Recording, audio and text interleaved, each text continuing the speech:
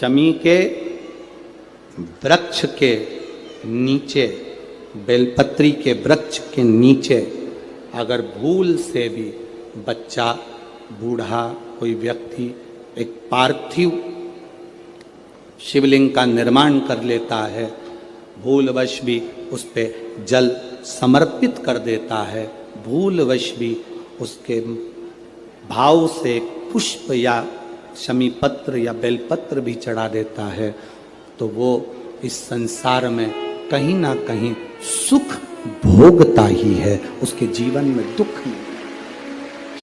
पंचदशमी पंच शनि पूजन की महत्वता होती है।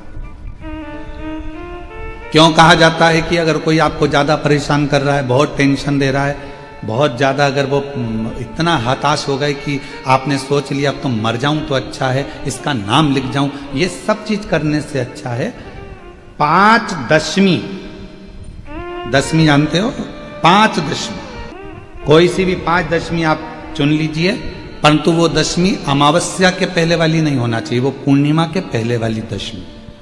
पांच कोई सी भी दशमी पर शमी के वृक्ष के नीचे जाइए, घी का दीपक लगाइए, शुद्ध जल तांबे के पात्र में लेकर जाकर अर्पित करिए, पहले दीप जलाना, उसके बाद शमी के पौधे में जल डालना और पौधे उस वृक्ष के नीचे बैठकर जल चढ़ाकर वहीं पर एक चावल का दाना समर्पित कर कर बाबा से प्रार्थना करना कि बाबा मुझे बहुत कष्ट है, ये मेरा एक तकलीफ मुझे दे रहा है, बस आप मेरी तकलीफ को दूर करना। शिव की ऐसी कृपा होगी। पांच शमी पूजन, जब विजय दशमी के भाव से, दशमी आपके यहाँ पर भी पूजन होती, विजयदशमी पे हमारे यहाँ शमी के पत्र की बड़ी पूजन का महत्व है। पांच दशमी पांच शमी पूजन कर ली जाती है, तो जो भी आपका द्रोही होता है वो आपसे दूर हो जाता है या आपसे स्नेह कर कर आपके करीब आ जाता है। ये शमी पूजन वृक्ष योनि के अंतिम योनि का पूजन। सारे वृक्षों पर पत्थर पड़ जाते हैं, पर शमी के पौधे पर पत्थर किस लिए हम मारेंगे? कौन मारेगा? उसमें तो कांटे लगे रहते हैं, कौन मारेगा उसको? क्या कांटा झड़ाएगा पत्थर मार कर? नहीं। हम तो यहां तक कहेंगे कि शमी की आराधना साधना आपके द्रोहियों को, दुश्मनों को भी दूर कर देती। और मेरी जीजियों, मेरे जीजाओं, मेरी बेटियों, बेटाओं, मेरी माताओं, मेरे बुजुर्ग माता पिता स्मरण करें, जब जब यदि आपका हृदय दुखे, मन दुखे, तो एक शमी की पत्ती को शंकर के शिवलिंग पर जरूर चढ़ाएं, सारे दुख अपने आप समाप्त होना प्रारंभ। शमी का तो कोई कहे क्या वृक्षों में, पौधों में, पत्तियों में भी क्या, ये वृक्षों के अंदर भी क्या जीव होता है? क्या इसमें भी प्राण होते हैं? होते हैं, इसमें भी प्राण, ये भी ऑक्सीजन लेना छोड़ना सब कार्य इनका चालू है, ये भी जीवित है। जल नहीं मिलेगा मर जाएंगे, जल गया समाप्त। सूर्य को तीन अर्घ होते हैं, एक लाल चंदन का अर्घ कार्य की सिद्धि के लिए सूर्य नारायण को दिया जाता है, एक काली मिर्ची के पानी का, जब आप कोई एग्जाम में बैठ रहे हैं, कोई परीक्षा में बैठ रहे हैं और आपको उसमें उत्तीर्णता चाहिए या मेरा ये काम सफल चाहिए या अदालत में केस चल रहा है उसको निपटाना है, तो काली मिर्ची के जल से सूर्य को अर्घ दी जाती है, तो उस जल के अर्घ से व्यक्ति का काम तुरंत 1.5 महीने के अंदर सफल हो जाता है। काली मिर्ची के अर्घ का इतना प्रमाण।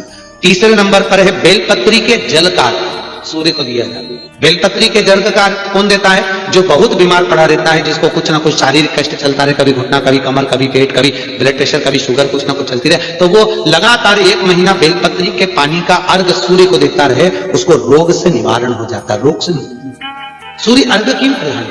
पारिजात का कोई पौधा हो, पारिजात का अगर कोई वृक्ष हो तो प्रयास करना, एक पारिजात की पत्ती को अगर अशोक सुंदरी वाली जगह पे चढ़ाकर, आपके घुटने में तकलीफ है, कमर में तकलीफ है, आप नहीं चल पा रहे हो, नीचे नहीं बैठ पा रहे हो, तो कम से कम 1 महीना लगातार पारिजात की पत्ती को शंकर पर चढ़ा हुआ, वो पारिजात की पत्ती को मलकर, भले पानी से निकलो, चाहे तुम चबा कर निकलो, उसको रोज सुबह के समय अगर खाना प्रारंभ करोगे, 8 दिन 10 दिन के अंदर तुम्हारा पांव काम करना चालू करेगा, तुम चलो, ये निश्चित है।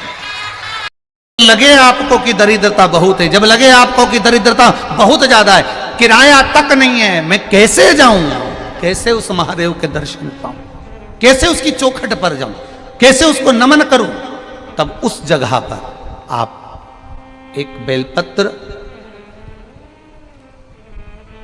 जहां से जलाधारी बहती है उधर, एक बेलपत्र जहां जलाधारी के ठीक विपरीत की स्थिति में, और 7 शमी पत्र मेरे महादेव के ऊपर, केवल आपके हृदय की बात कहते हुए शमी पत्र और बेलपत्र इस तरह से समर्पित। पहले ध्यान रखना, पहले पूरा श्रृंगार, स्नान, पूजन, चंदन, अक्षत, गुलाल, अबीर सब हो जाए, उसके बाद की बात ही है।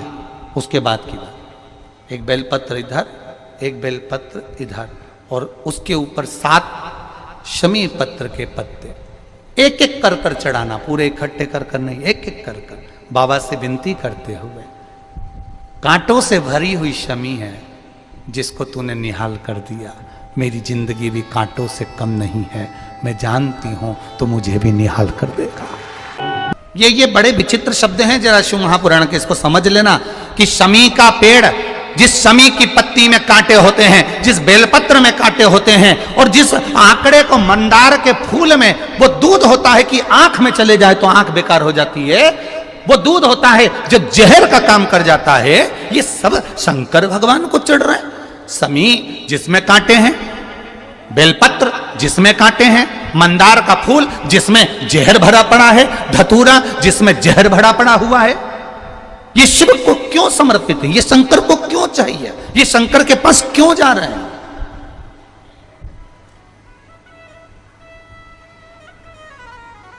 क्यों? उसका एक कारण है, सत्य बोलने वाला हमेशा बुरा होता है, हमेशा बुरा होता है।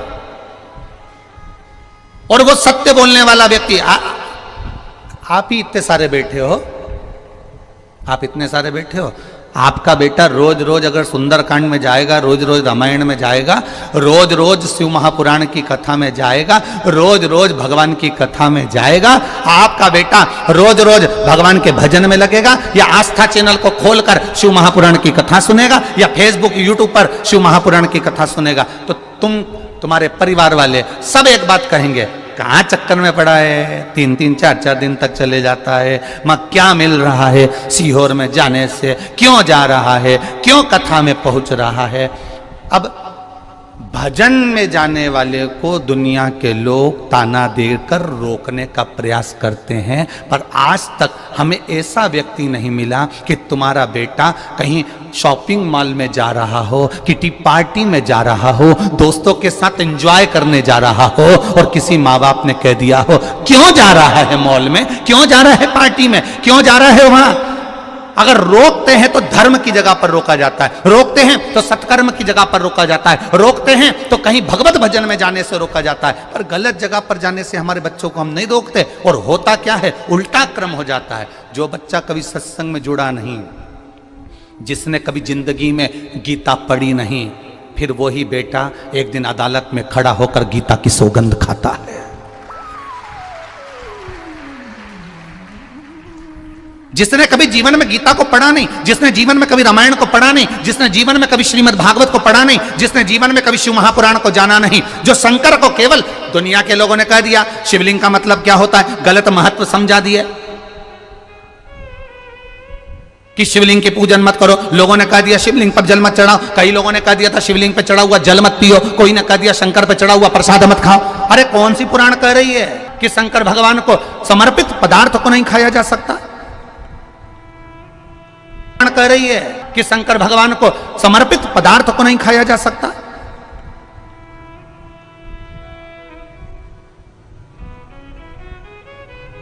गुड़ खाते हैं और गुलगुले से परहेज करते हैं। गुड़ खा रहे हैं, हम प्याज नहीं खाते, हम प्याज को छोड़े हुए 20 साल हो गए। हम लहसुन नहीं खाते, लहसुन छोड़े हमें 50 साल हो गए। पर दूसरे का पड़ा हुआ मोबाइल, पैसा, घड़ी या दूसरे का धन मिल जाए तो 5 मिनट में निपटा जाते हैं। दूसरे का वैभव मिल गया, खा गए। ये श्रेष्ठता हमारी शिव पुराण नहीं सिखाती है। चिड़चिड़ करता है, क्रोध करता है, गुस्सा करता है, तो महाराज शंकर भगवान का श्रंभेश्वर महादेव का नाम लेकर 31 बेलपत्र, जिस व्यक्ति को क्रोध आता है उस व्यक्ति का स्मरण कर कर आखा चावल मतलब सेके चावल के साथ एक एक बेलपत्र 31 बेलपत्र कर कर शिव जी के शिवलिंग पर समर्पित करी जाती है, मात्र 10वीं की तिथि के लिए, केवल 10वीं, चाहे उजाला की हो चाहे अंधेरे की। कौन से महादेव का नाम लेना है? श्रंभेश्वर महादेव, शिव जी का एक। जब जब तुमरुका जी ने नारद जी से कहा, जब तुम्हें शंकर का मंत्र अचानक चलते चलते जाते आते अचानक तुम्हारी जिह्वा पे शिव नाम आ जाए, अचानक तुम्हारी जिह्वा पर शंकर का नाम आ जाए, समझ लेना कोई बहुत बड़ा विघ्न सामने आया था। मेरा शंकर तुम्हारे सम्मुख में वाणी के रूप में, शब्द के रूप में, मंत्र के रूप में बाहर निकला और उस शंकर ने तुम्हारे दुख को काट दिया है, तुम्हारी तकलीफ को काट दिया। कितना सुंदर कहा है कि स्वप्न में भी, सपने में अगर शिवलिंग दिख रहा है समझना कोई तकलीफ थी उसको काटने के लिए आया है। स्वप्न में आप देख रहे हो कि मैं शंकर जी के मंदिर गई और वहां से सांप निकल कर आ गया, कोई बेल खड़ा था, कोई एक सुंदर सी स्त्री निकल रही थी, कोई बच्चा खेल रहा था, मैं जब मंदिर से घर लौट रही थी मेरे पात्र हाथ में रखा हुआ था जल का, कहीं पूजन की थाली ढूंढ रही थी। स्वप्न में जब पूजन ही और शिव ही नजर आए, सौभाग्यवती स्त्री नजर आए, जब कोई वृषभ नजर आए, मान लो शिव मंदिर के बाहर स्वप्न में भी अगर सर्प भी नजर आए, शिव मंदिर के अंतर्गत पहुंची और एक प्रकाश नजर आ रहा है, स्वप्न में ऐसा लगा कि मंदिर में गई और एकदम उजाला दिखा, समझ लेना कि तुम्हारा दुख कोई बड़ा था, मेरा शंकर स्वप्न में आकर याद कर कर तुम्हें काट कर जा। सुंदर फल कुबेर जी महाराज ने भगवान शिव जी को भेंट किया, बड़ा सुंदर फल था, और वो फल कुबेर जी ने भगवान शंकर को भेंट करा तो मां पार्वती जी ने उस फल को देखा तो फल बड़ा सुंदर, बहुत सुंदर। इतने में थोड़ी देर बाद जब मां जगत जननी अम्बा पार्वती जी के हाथ में वो फल आ गया, बड़ा सुंदर फल था जो कुबेर जी ने भगवान शिव जी को दिया था, और शिव जी के हाथ का फल मां जगत जननी जगदम्बा मां पार्वती के हाथ में आ गया। अब कुछ देर बाद भगवान श्री गणेश जी आ गए, कार्तिकेय आ गए, और उन्होंने उस फल को देखा।